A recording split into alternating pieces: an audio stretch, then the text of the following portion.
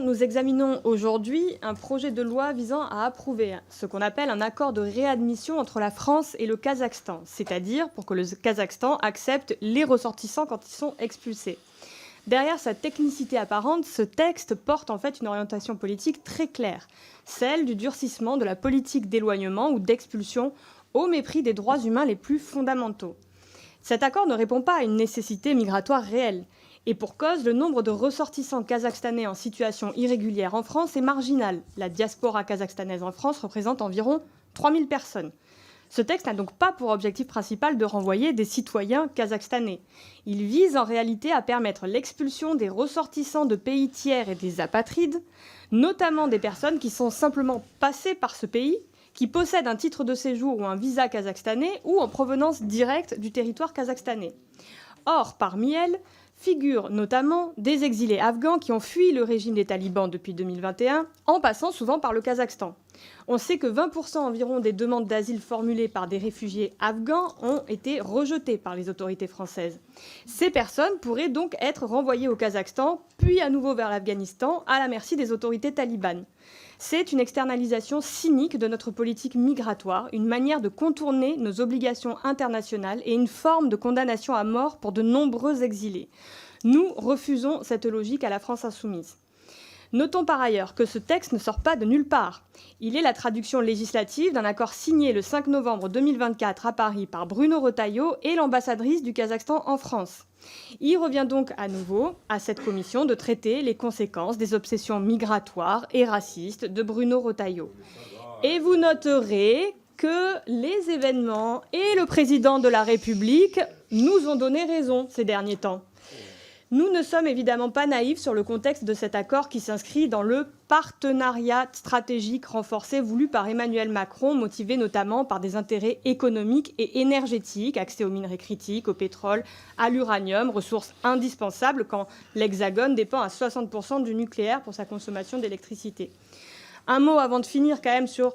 On ne peut pas nier le fait, comme je l'avais dit d'ailleurs lors du précédent accord avec le Kazakhstan en 2024, le fait qu'il y a au Kazakhstan un régime qui a une très faible considération pour les droits humains, et cette faible considération est affichée par exemple par des organisations comme Amnesty International. Bref, la France ne peut pas défendre les droits humains à la tribune des Nations Unies et dans le même temps organiser des mécanismes qui exposent des personnes vulnérables à des risques de persécution. Donc nous voterons contre ce projet de loi. Je me permets de dire qu'il y a toujours des possibilités de réclamer le droit, je l'ai bien précisé tout à l'heure, le droit d'asile, par exemple. Sur le droit d'asile, on peut toujours réclamer, en étant en France, le droit d'asile français. Là-dessus, il n'y a aucun élément qui perturbe ce droit d'asile, alors que vous avez justifié qu'on les renvoyait systématiquement. Donc, ce n'est pas le cas. On est encore dans une juridiction, si vous voulez, française, qui peut s'appliquer. Hein. Donc, alors, cet accord est utile, bien sûr, car aujourd'hui, il est plus efficace d'anticiper que de subir. Donc, construire des outils avant que les flux n'augmentent est une démarche responsable. Les garanties sont explicitement inscrites dans l'accord et s'ajoutent au cadre juridique existant. Et rien dans ce texte ne permet de contourner nos obligations internationales. Alors, aucun outil, bien sûr, ne règle seul une question aussi complexe, mais sans ces outils, sans cette politique, ce texte aujourd'hui, j'allais dire, on ne peut pas fonctionner. Donc moi, je pense qu'aujourd'hui, ce projet de loi est très important et permet, en fait, si vous voulez, même si le flux n'est pas aussi important qu'il pourrait être indiqué, mais je pense qu'aujourd'hui, ça rend cette fluidité indispensable pour le bon fonctionnement des personnes qui sont sur notre territoire. Le dernier texte sur le Kazakhstan, il date de 2024, c'est moi qui étais intervenu dessus, pas Jean-Luc Mélenchon. C'était un texte sur le traité d'entraide judiciaire en matière pénale avec le Kazakhstan.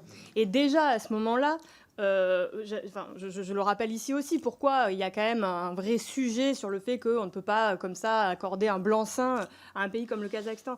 En 2024-2025, les droits à la liberté d'expression, de réunion pacifique et d'association restaient soumis à des restrictions.